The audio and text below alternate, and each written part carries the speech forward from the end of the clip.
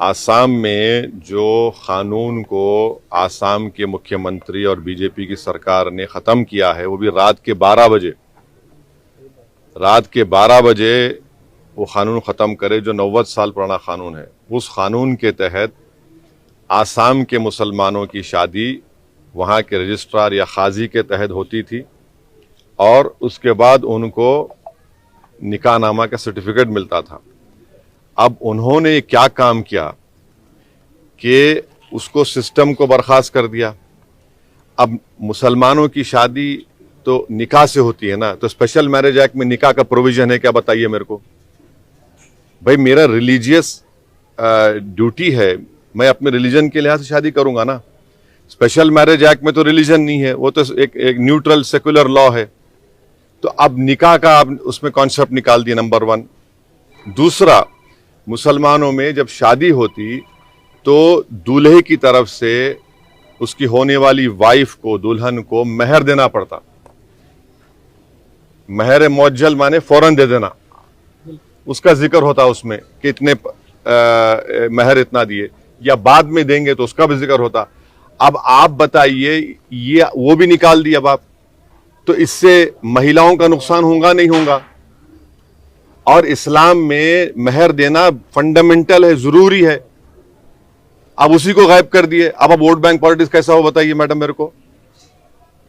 आप महिलाओं को जो राइट है महर का, जो किसी रिलीजन में नहीं है, आप उससे उनको महरूम कर दे रहे। आप चलिए आपको बोलेंगे वाला उसमें उसका निकाल दिए।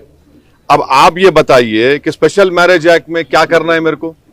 और स्पेशल मैरिज एक्ट का आपको मैं बता रहा हूं, स्पेशल मैरिज एक्ट में अगर आपको रजिस्टर होती है शादी, तो इनहेरिटेंस भी नहीं मिलेगा मुस्लिम पर्सनल लॉ के तहत। ये स्पेशल मैरिज एक्ट का मामला है। तो ये मकसद क्या है कि मुसलमानों को उनके रिलीजन से दूर कर दिया जाए, उनके रिलीजियस प्रैक्टिसेस से दूर कर दिया जाए। मेरा निकाह मैं नहीं करूंगा, स्पेशल मैरिज में कैसा करूंगा बताइए। और फिर उस बच्ची का क्या होगा, उसको महर नहीं मिलेगा। तो महर एक फंडामेंटल कंपोनेंट है मुस्लिम मैरिज में, और वो होता भी नहीं उसके बगैर। अब दूसरी बात यह है कि आसाम में जो मुसलमान है 51%, 51% मुसलमान आसाम के 20% सबसे गरीब लोगों में शुमार होते। आप उनकी गरीबी दूर करने के लिए क्या कर रहे बताओ। आप ही तो, आपकी सरकार है ना। और वही परसेंटेज आप देख लो नॉन मुस्लिम में कम है। गरीबी जिसमें ज्यादा है वो मुसलमानों में, आप उनकी मदद नहीं कर रहे। और इसी चौथी बात यह है कि भारत सरकार का डेटा है, 12 लाख बच्चों की चाइल्ड मैरिज हुई। कितने मुसलमानों की बताओ।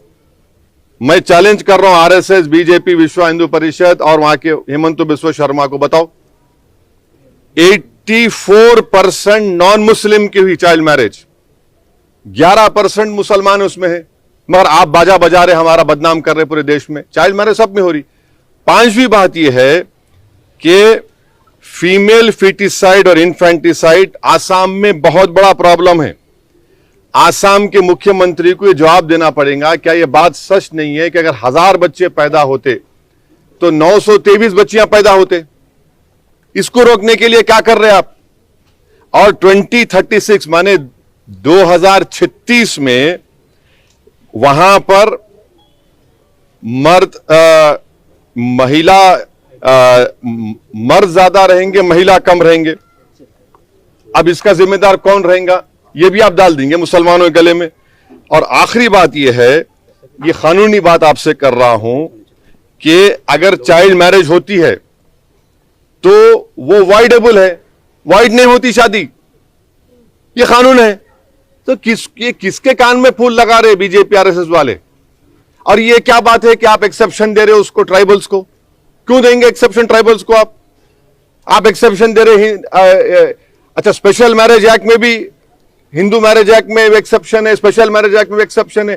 तो मकसद एक ही है कि आसाम के मुसलमानों का रिलीजियस कैरेक्टर खत्म कर दिया जाए। अब कैसे शादी होंगी बताइए? निकाह नहीं होगा, कैसे शादी करना? स्पेशल मैरिज एक्ट में निकाह होता क्या? स्पेशल मैरिज एक्ट में महर मिलता क्या लेडीज को?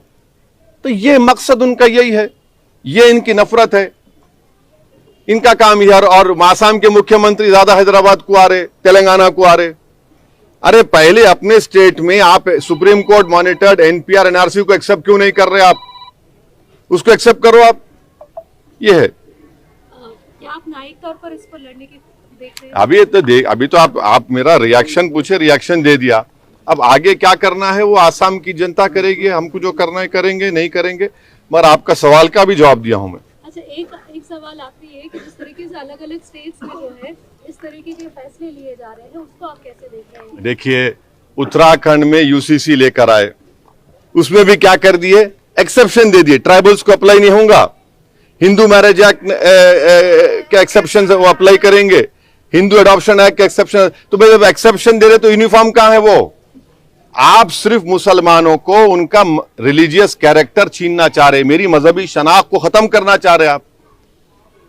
ये कैसे होगा बताइए आप? अरे अच्छा, उस उत्तराखंड के कानून में अब आप ये बोल रहे कि अगर इस्लाम में यह है कि अगर कोई औरत विडो हो जाती है उनके शौहर के इंतकाल के बाद, तो इद्दत के दिन रहते 4 महीने। आप बोल रहे वो भी अप्लाई नहीं होगा, क्या जबरदस्ती शादी कर देंगे उसकी? आप करना क्या चाह रहे? आपकी नफरत है ये, नफरत है ये।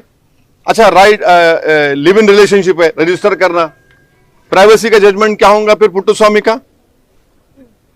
तो ये सब चीजें हो रही है।